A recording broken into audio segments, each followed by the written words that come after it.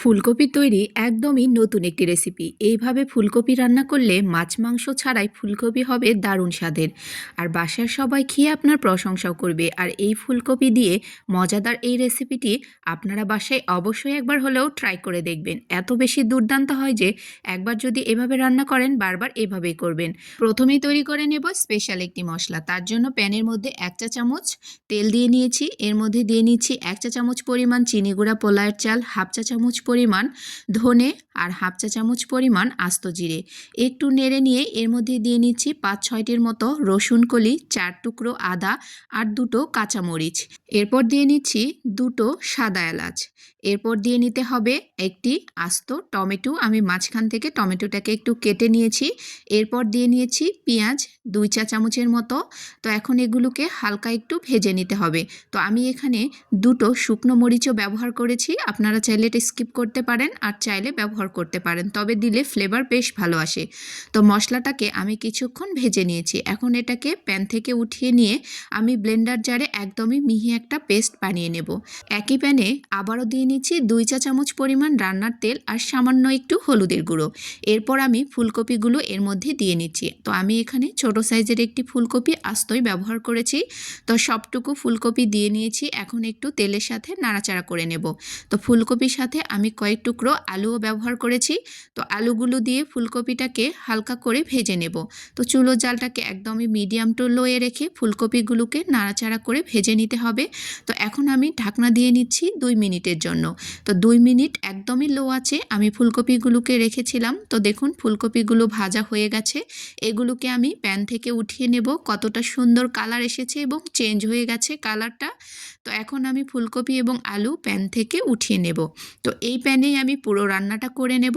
তো এখন এই প্যানের মধ্যে দিয়ে নিচ্ছি আরও 4 চা চামচ পরিমাণ তেল। তো এখন দিয়ে নিচ্ছি পেঁয়াজ কুচি, খুবই অল্প পরিমাণ, এখানে মিডিয়াম সাইজের একটি পেঁয়াজ কুচি নিয়েছি।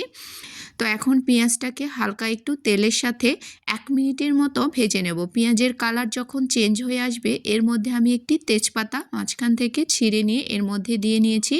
তো নাড়াচাড়া করে ফ্লেভারটা তেলের সাথে যখন চলে যাবে, যেই মশলাটা আমি ভেজে নিয়েছিলাম সেটা একদমই মিহি করে পেস্ট বানিয়ে নিয়েছি। তো এর মধ্যে পুরো মশলাটাই এখানে দিয়ে নিতে হবে। আর এই মশলা দিয়ে ফুলকপির এই তরকারিটি খেতে যে এত মজা হয়, আপনারা অবশ্যই বাসায় এভাবে একবার ট্রাই করবেন। যদি ট্রাই করেন তাহলে বলবেন যে আগে কেন জানতাম না। একদমই অসাধারণ হয় খেতে। তো এখন আমি এখানে দিয়ে নিচ্ছি সামান্য একটু হলুদের গুঁড়ো আর দিয়ে নিচ্ছি 1/2 চা চামচ পরিমাণ লাল মরিচের গুঁড়ো। যেহেতু আগে আমি কিছুটা ঝাল ব্যবহার করেছি। আর স্বাদ মতো লবণ দিয়ে নিয়েছি। এখন মশলাটাকে আমি 5 মিনিটের মতো কষিয়ে নেব, যতক্ষণ না পানিটা শুকিয়ে যায়। পানি শুকিয়ে যাওয়া পর্যন্ত আমি মশলাটাকে কষিয়ে নিয়েছি। তো দেখুন পানি একদম শুকিয়ে গেছে, তেলও উপরে উঠে এসেছে। এর মধ্যে এখন ভাজা এই ফুলকপি আর আলুগুলোকে দিয়ে নিয়েছি। এখন নাড়াচাড়া করে নেব মশলার সাথে। এরপর দিয়ে নিচ্ছি অল্প একটু পানি দিয়ে আমি কষিয়ে নেব আলু এবং ফুলকপিকে। এখানে প্রায় 1/2 কাপের মতো পানি ব্যবহার করেছি। এখন এই ফুলকপিটাকে কষানো হয়ে গেছে।